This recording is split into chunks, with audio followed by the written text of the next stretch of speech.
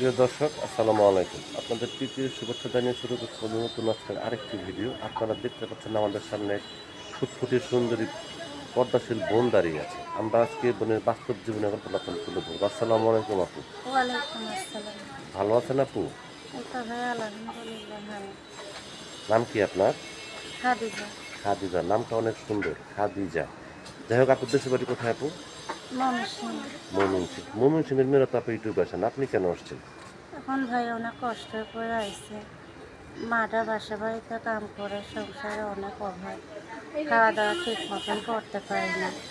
বাবাটা বিয়ের সাথে করে চলে গেছে, তাই সংসারে ভাই অনেক অভাব, সেই জন্য আইছে তা মন মতন মানুষের জন্য।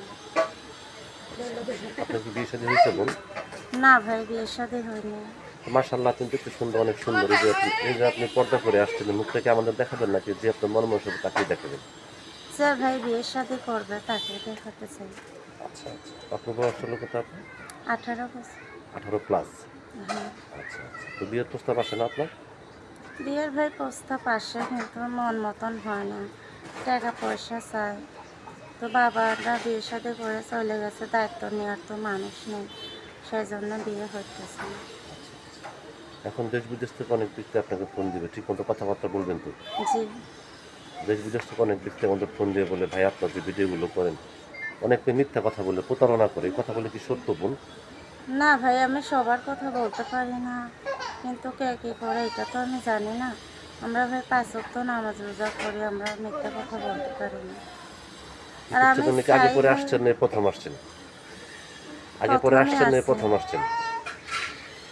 প্রথম আসছেন। হ্যাঁ। আচ্ছা আচ্ছা, তো প্রিয় দর্শক, খাদিজা আপু ময়মনসিংহের মেয়ে, রিয়েল একজন অসহায় মানুষ। ইউটিউবের পক্ষ থেকে আমরা ওনার পাশে আছে, আপনারা ওনার পাশে থাকবেন। তারপর নাম্বারটি হচ্ছে 019-474-52173। নাম্বারটা আমি আবারও বলছি, 019-474-52173। এই নাম্বার আপনার সাথে যোগাযোগ করতে পারবেন।